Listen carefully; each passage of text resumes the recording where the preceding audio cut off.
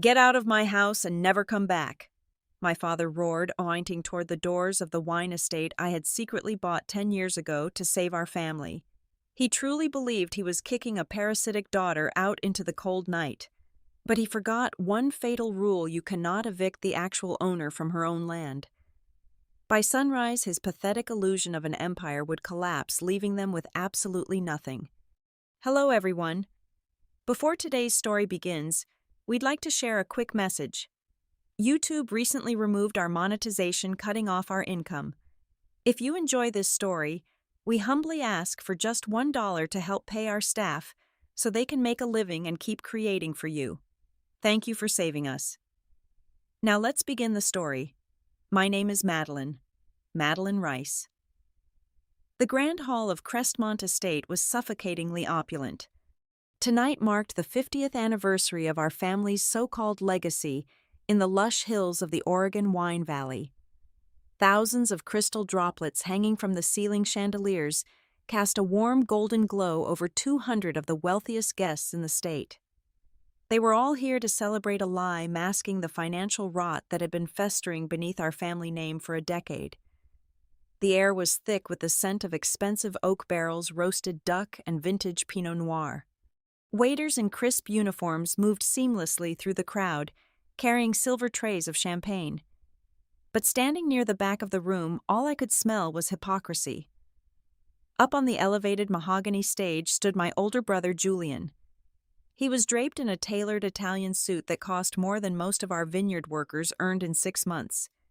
He held up a glass of our finest reserve wine, beaming down at the adoring crowd. "We survived the dark times because of pure grit," Julian declared, his booming voice echoing through the grand hall. "When the market crashed 10 years ago, I steered this ship through the storm. I poured my blood, sweat, and tears into this very soil to ensure the Rice legacy would thrive for another 50 years. The room erupted into thunderous applause. I stood in the shadows, my jaw so tightly clenched my teeth ached. My blood, my sweat, and my tears. Julian had never worked a single hard day in his 32 years of existence. While I was pulling 80-hour work weeks in the city, coughing up every last dime I had to secretly keep this estate from going into foreclosure, Julian was busy crashing expensive sports cars and taking lavish European vacations. Yet here he was, soaking in the admiration, playing the visionary savior. When the applause eventually died down and the string quartet resumed playing their classical pieces, I slipped away from the main hall. I was desperate for just 5 minutes of quiet. I retreated down the corridor and stepped into the private study, hoping to escape the maddening charade. I barely had time to catch my breath before the heavy oak door swung open violently. Julian walked in, bringing the overwhelming stench of expensive cologne and cheap arrogance with him. He did not waste time with fake pleasantries. "Madeline," he demanded, marching straight toward the antique desk and pouring himself another large glass of wine. "I need you to sign something tonight." He tossed a thick manila folder onto the leather surface. I did not need to open the file to know what it was. We had argued about this for 3 weeks. "No, Julian," I said coldly, crossing my arms. "I am not mortgaging my personal apartment so you can fund your impulsive supercar dealership." His charming public smile vanished instantly, replaced by a nasty, entitled sneer. "It is a guaranteed return, you idiot," he snapped, taking an aggressive step closer to me. "You are just sitting on dead equity. The family business needs to diversify, and I have the right connections. You owe me this." I stared right back at him, refusing to shrink away. "I owe you absolutely nothing. You have squandered hundreds of thousands of dollars on failed ventures over the past 5 years. My apartment is strictly off limits. Go ask Dad for the money." Julian's face turned a violent shade of crimson. The flat rejection from the sister he deemed completely inferior was far too much for his fragile ego to handle. "You selfish, ungrateful bitch," he hissed through his teeth. In a sudden explosive fit of unhinged rage, he swung his right arm. The entire contents of his wineglass slashed aggressively across the front of my pristine white silk dress. The dark red liquid bloomed instantly across the fabric like a fresh open wound. before I could even process the shock, he lunged forward and shoved me hard by both shoulders. I stumbled backward, my high heels slipping on the polished hardwood floor. I fell backward and crashed violently into the heavy glass coffee table. The thick pane of glass shattered under my weight with a deafening crash that echoed all the way out to the main hallway. Sharp shards sliced deep into my palms and my knees as I collapsed into the jagged wreckage. Instantly, the heavy study doors flew open. The classical music outside stopped dead. Dozens of wealthy guests peered into the room, their faces frozen in absolute shock. Pushing his way violently through the murmuring crowd was our father Arthur. His face was flushed red, but not with concern for his bleeding daughter. He was consumed by absolute fury at the public spectacle. I looked up at my father, expecting him to see the shattered glass, the ruined dress, the blood on my hands, and the menacing stance of my brother. Instead, Arthur marched right past Julian and stood towering over me. "What is the meaning of this?" Arthur bellowed, his voice trembling with uncontrollable rage. "You could not let us have one perfect night, could you? You had to ruin the most important evening of our lives with your dramatic, petty jealousy." I slowly pushed myself up from the broken glass, ignoring the warm blood dripping from my right hand. "He pushed me, Dad," I said, my voice eerily calm despite the absolute chaos surrounding us. Arthur did not care. He did not want the truth. He only wanted to protect his golden boy and his pristine reputation. He raised a trembling finger and pointed directly toward the grand front exit. "Get out of my land!" Arthur screamed, his voice cracking with pure venom. "Get out, and never show your face here again. You are no longer a part of this family." I slowly turned my head and looked over at my mother, Eleanor, who was standing near the doorway. She simply turned her face away, refusing to meet my eyes, silently agreeing with the executioner. Julian stood safely behind our father, a deeply triumphant smirk playing on his lips. I did not cry. I did not scream or argue. The burning, suffocating injustice that had choked me for 10 long years suddenly evaporated in an instant, leaving behind a cold, absolute clarity. I stood up completely straight, brushing a large piece of shattered glass from my ruined dress. I looked at Arthur, then at Eleanor, and finally at Julian. I gave them one final piercing look that contained a decade of unspoken sacrifices. Without uttering a single word in my defense, I turned around. I walked silently past the staring guests, past the silent string quartet, and pushed open the heavy mahogany doors, stepping out into the freezing, pouring rain of the midnight storm. The icy rain stung my bare shoulders as I finally reached my modest, unremarkable sedan, parked at the very edge of the gravel lot. I slid into the driver's seat, pulling the heavy door shut against the howling wind. The leather was freezing against my damp skin. My hands were trembling slightly, not from the plunging temperature, but from the massive surge of adrenaline slowly draining out of my system. I grabbed a spare emergency towel from the glove compartment and tightly wrapped it around my bleeding palms. Staring through the rain-battered windshield, I looked up at the sprawling, brilliantly illuminated mansion sitting on top of the hill. They truly believed they had just banished their greatest embarrassment into the night. They looked at me and saw nothing more than a struggling, lower-level office worker who could barely afford a cramped apartment in the city. That was the pathetic character I had meticulously played for them for a solid decade. The reality was vastly different.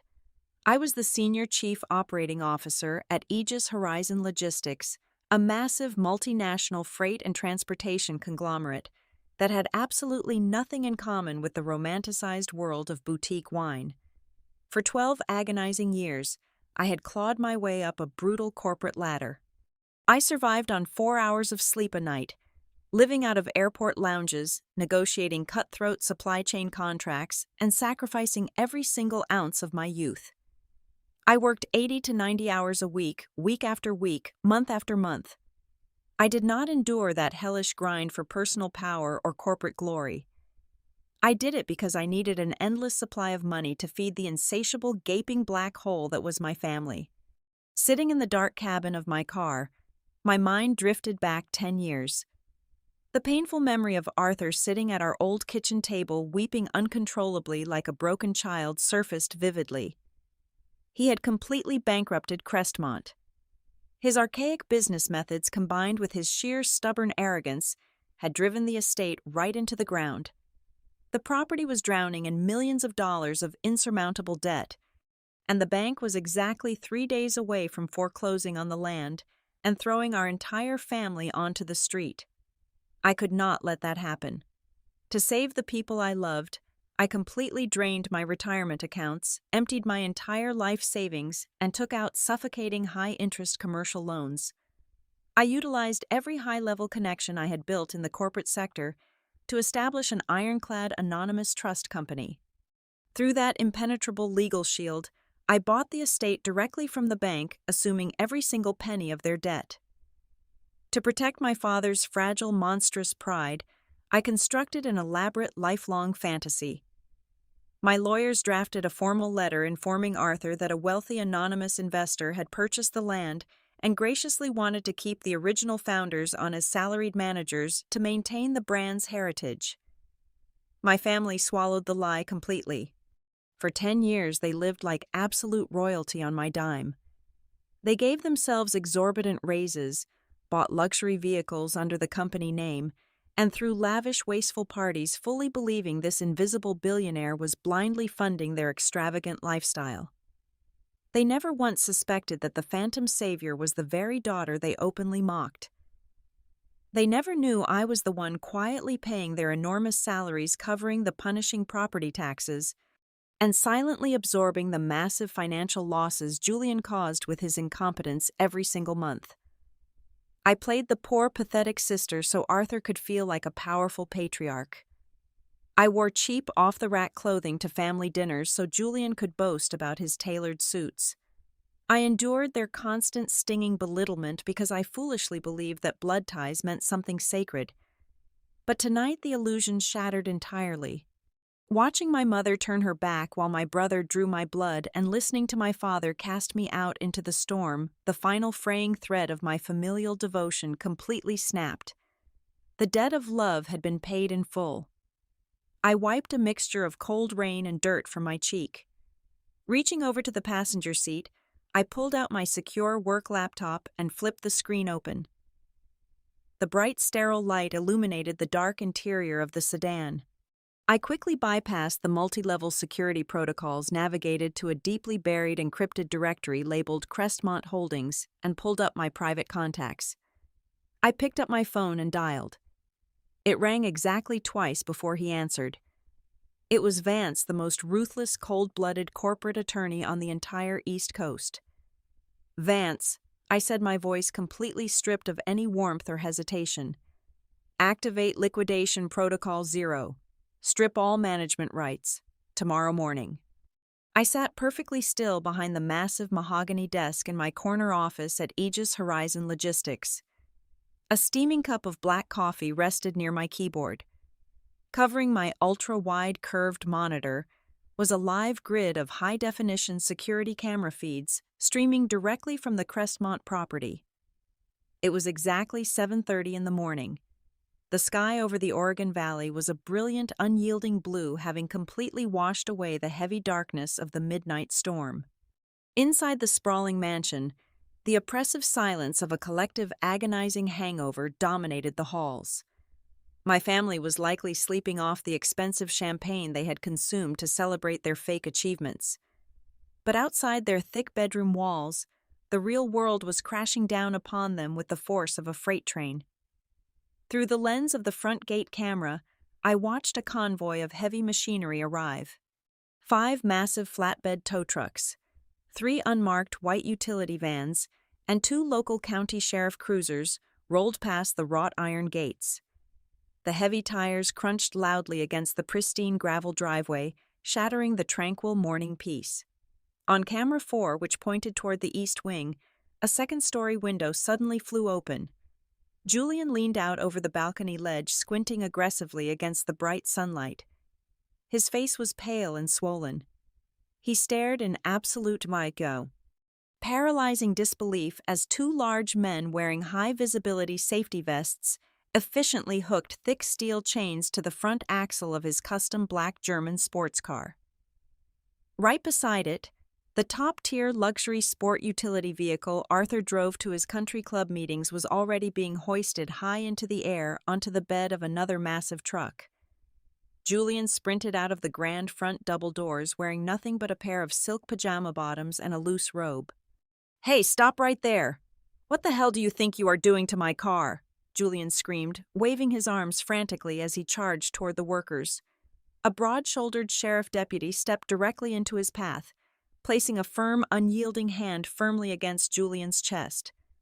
The officer handed my brother a thick, heavy stack of court-stamped legal documents. "Step back immediately, sir," the officer commanded, his voice echoing clearly through the exterior audio feed. "These vehicles are registered commercial assets of Crestmont Holdings.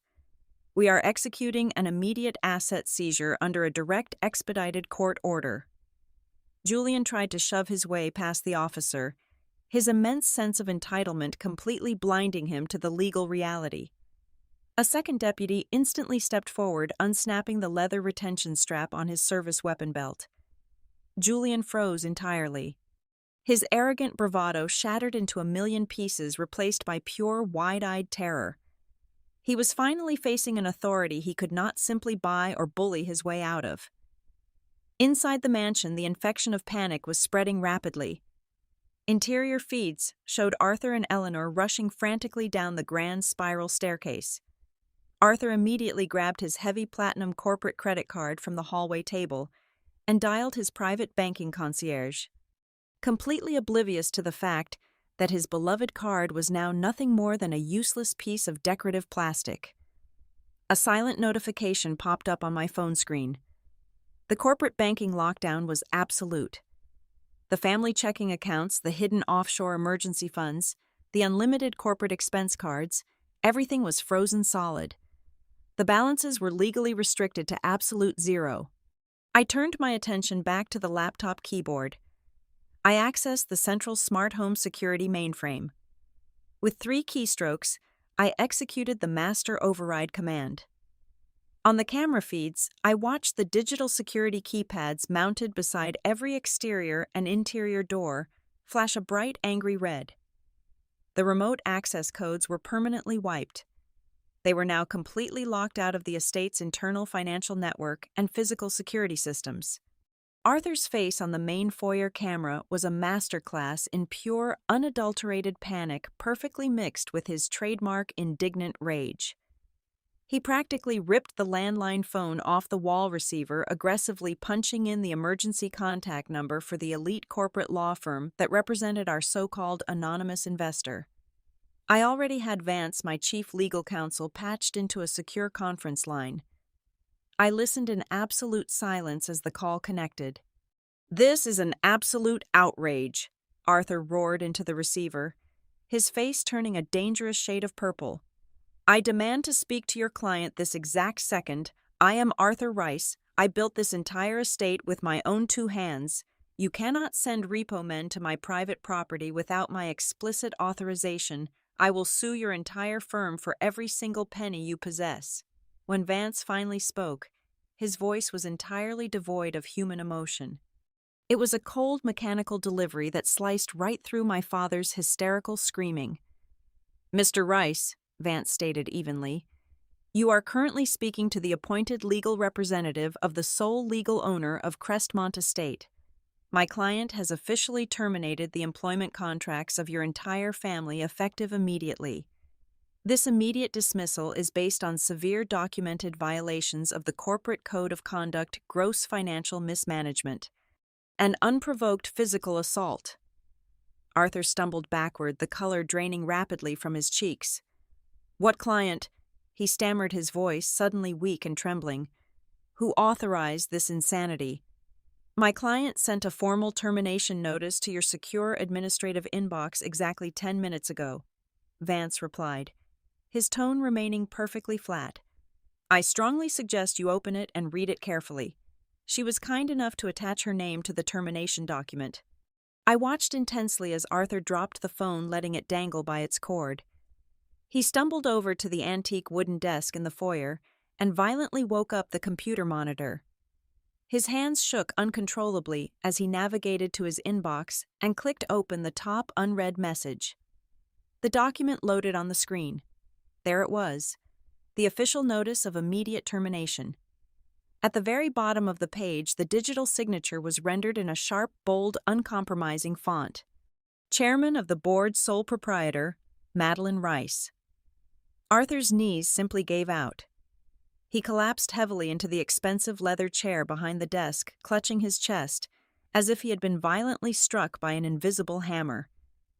The immense, sprawling empire they had so proudly paraded around the lavish, consequence-free lifestyle they had shamelessly sucked dry for 10 years, had belonged entirely to the very same daughter they had callously thrown out into the pouring rain just 7 hours ago. They had absolutely nothing left. My private cell phone violently buzzed against the solid mahogany surface of my desk. The glowing screen displayed a name I had not voluntarily called in months. Mother. For a brief second, I watched the device vibrate, the rhythmic humming sound, the only noise in my quiet, expansive office. I reached out and tapped the green button, bringing the phone to my ear. I did not say a word. Madeline, are you there? Eleanor's voice was shrill, completely stripped of the refined country club elegance she usually projected. I could hear the ragged, panicked breath she was taking. Darling, please, tell these horrible men in the trucks to leave. This is a very cruel, impulsive joke, and you have made your point. Your father's blood pressure is dangerously high. You are flesh and blood, Madeline. Family does not do this to family. We can sit down and talk about last night. Just call the bank and stop this madness right now. She was still trying to manipulate reality. Even with the absolute destruction of her pampered life happening right outside her window, Eleanor fundamentally believed she could simply guilt-trip the obedient, invisible daughter back into submission. She wanted to sweep a decade of financial bleeding and public humiliation under the rug with a pathetic plea about shared genetics. I pulled the phone away from my ear, pressed the red icon to terminate the call, and permanently blocked her number. I had absolutely nothing left to say to her. Exactly 2 hours later, the blinking red light on my internal secure intercom demanded my attention. It was Marcus, my head of corporate security, down in the main lobby. Ms. Rice, Marcus said, his deep voice carrying a tone of strict professional concern. We have a highly agitated individual in the primary atrium. He is aggressively demanding to see you. He claims to be your brother. Do you want us to involve local law enforcement? I pulled up the live security feed from the ground floor. The stark minimalist white marble lobby of Aegis Horizon Logistics was an environment designed to intimidate multinational corporate executives. Right in the center of it stood Julian. He was a complete and utter mess. He was still wearing the same trousers from the anniversary party, but his shirt was violently wrinkled and stained with sweat. He was pacing frantically, waving his arms and screaming at the front desk receptionists. He looked exactly like what he truly was, a desperate parasite who had just been violently severed from his host. No, Marcus, I replied calmly. Hold him there. I am coming down.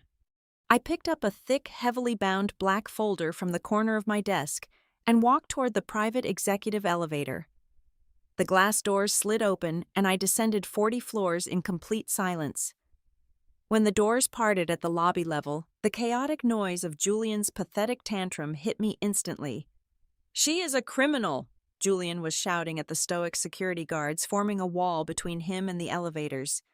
She stole my family's estate. You are protecting a fraudulent, manipulative thief. I am going to destroy her career. I stepped out of the elevator. 2 massive, heavily armored security personnel immediately fell into step right behind me. The sharp, authoritative clicking of my heels against the polished marble floor echoed loudly, cutting right through his hysterical rant. Julian stopped mid-sentence and locked eyes with me. His face contorted into a mask of pure, desperate hatred. He lunged forward, raising his fist, but Marcus and another guard instantly grabbed him by the shoulders, restraining him effortlessly. You absolute psycho, Julian spat, struggling uselessly against the 2 massive men. Give me back my company. You have no right to do this. I built that brand. I am the face of Crestmont. I did not raise my voice. I did not bother explaining the complex trust structures or the mountain of debt I had paid off to save his worthless skin. Explanations were for equals. Instead, I stopped exactly 3 feet in front of him. I raised the thick black folder and forcefully threw it right at his chest. The folder hit him hard and fell to the floor, bursting open. Dozens of printed spreadsheets, highlighted bank statements, and forged vendor invoices scattered across the pristine white marble. Julian looked down. His frantic struggling completely stopped. The aggressive color instantly drained from his face, leaving him as pale as a ghost. "What is this?" he whispered, his voice suddenly hollow. "That is 300 pages of indisputable forensic proof," I said, my voice dropping to a dangerous icy register. "Proof that you have systematically embezzled over $400,000 from the estate's operating fund over the past 36 months. You created fake agricultural suppliers, forged our father's signature on procurement forms, and wired the cash directly into private offshore accounts to pay off your massive gambling debts." Julian's mouth opened and closed, but no sound came out. The arrogant, untouchable golden boy was completely paralyzed by the horrifying reality of his own actions staring up at him from the floor. He knew he was utterly destroyed. I leaned in closer, invading his personal space, and whispered directly into his ear. "If you ever dare step foot near me, my property, or my company, ever again, this entire file goes directly to the Federal Bureau of Investigation. You will not survive federal prison, Julian. Now get out of my building before I call the police." I stepped back and nodded to Marcus. The guards released him. Julian did not say another word. He looked at the devastating financial evidence on the floor, looked up at my cold, unforgiving eyes, and finally broke. He turned around and practically sprinted toward the revolving glass doors, fleeing out into the crowded city streets like a terrified, beaten dog. Exactly 7 days had passed since the night of the anniversary party. The heavy frosted glass doors of Vance's downtown law firm slid shut behind me, sealing us completely inside the sterile, soundproof conference room. The environment was a temple of corporate power, all cold steel glass and black marble. Across the massive conference table sat the remaining shattered fragments of the Rice family. They looked absolutely unrecognizable.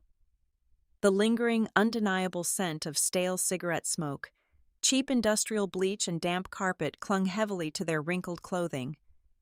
It was a stark, pathetic reminder of the budget roadside motel they had been forcefully relocated to after their immediate eviction. Julian was curled into a tight defensive ball at the very far end of the long table. He was aggressively gnawing on his fingernails, his eyes darting frantically around the room like a trapped rodent. He did not dare make eye contact with me, nor did he look at the high-powered attorney sitting quietly to my right. The terrifying, looming reality of having to scrub floors, carry boxes, or flip burgers just to survive the upcoming winter had completely broken his arrogant spirit. He was entirely paralyzed by his own impending poverty. Arthur, however, had learned absolutely nothing. The spectacular collapse of his fake empire had not humbled him. It had only amplified his toxic, desperate delusion. He aggressively adjusted the collar of his faded dress shirt, leaned forward, and slammed his hand flat against the polished marble surface. "Enough of this childish game, Madeline." Arthur barked, his voice dripping with the exact same patriarchal, commanding authority he had weaponized against me my entire life. "You have had your little tantrum. You proved your point, and you humiliated us in front of the entire county. Now tell your lawyers to draft the transfer papers and return the Crestmont name back to me right now. I am the one who created it from dirt. It belongs to me. You are just a vindictive girl playing corporate raider with assets you do not understand." I did not raise my voice. I did not blink. I simply reached down and placed my heavy silver briefcase firmly onto the center of the table. I unlatched the dual security locks. The sharp metallic click echoed loudly in the silent room. I flipped the lid open. Inside were hundreds of neatly stacked documents representing an entire decade of my stolen youth. my suffocating stress, and my bleeding finances. I reached inside and pulled out the first thick stack, tossing it carelessly across the smooth marble. The papers fanned out directly in front of them, exposing the harsh black ink. "What is this nonsense?" Arthur demanded, though his voice wavered ever so slightly as he looked down. "Those are the official wire transfer confirmations," I stated, my voice eerily calm and meticulously measured. "Specifically, they represent the $150,000 I paid directly to a violent underground syndicate exactly 4 years ago. Julian defaulted on his massive sports betting debts. They were preparing to break both of his legs and put him in a wheelchair for the rest of his life. I bought his ability to walk." Julian flinched violently in his chair, curling even tighter into himself, completely confirming my words without making a sound. I reached into the briefcase again and pulled out a second heavier stack, dropping it right in front of my mother. "These are the specialized hospital billing statements from 6 years ago," I continued relentlessly. "When you suffered a sudden cardiac event and required emergency quadruple bypass surgery, Dad's premium insurance policy was already completely maxed out due to his reckless borrowing.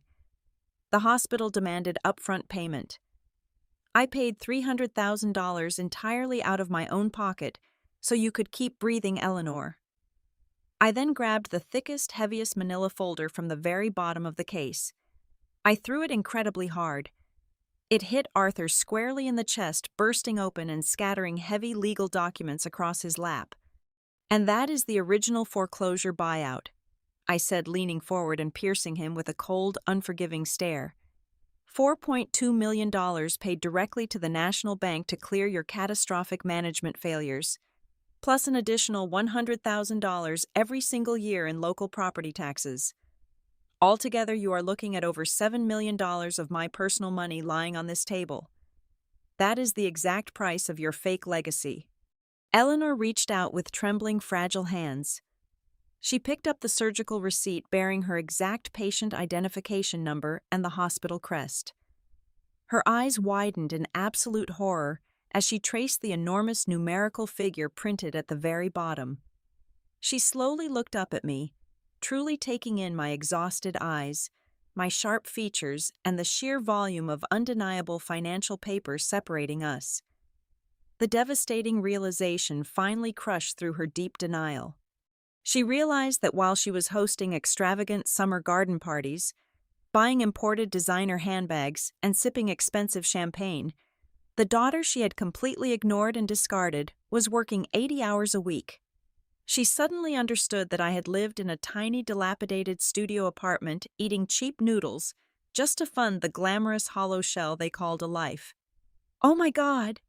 Eleanor gasped, her voice cracking as she forcefully covered her mouth. Hot tears violently breached her eyelids, streaming rapidly down her pale cheeks. "Madeline, you paid for everything. We treated you like absolute dirt, and you were the only one keeping us alive.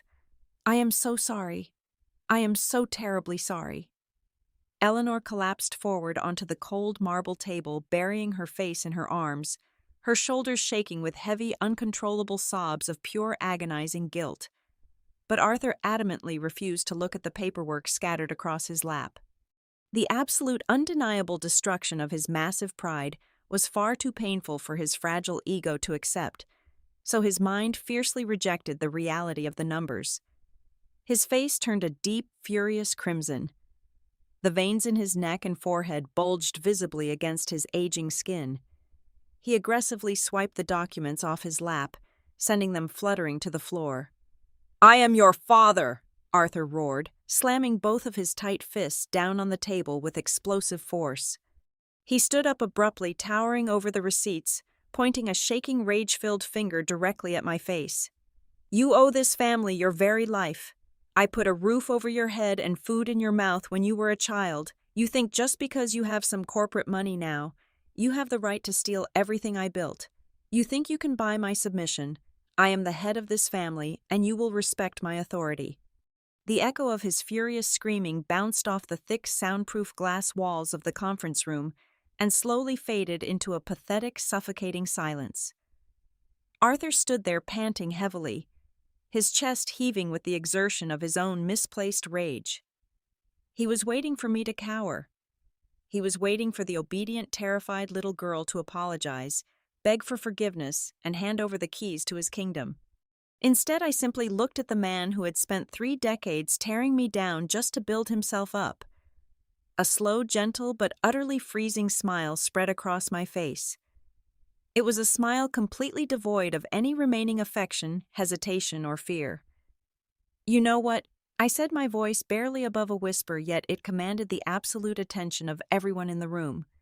"You are completely right. I do not have the right to steal the precious legacy you built. That is exactly why I am not keeping it anymore." Arthur froze. His aggressive posture faltered as profound confusion washed over his red face. Eleanor stopped sobbing and looked up, her eyes wide with fresh panic.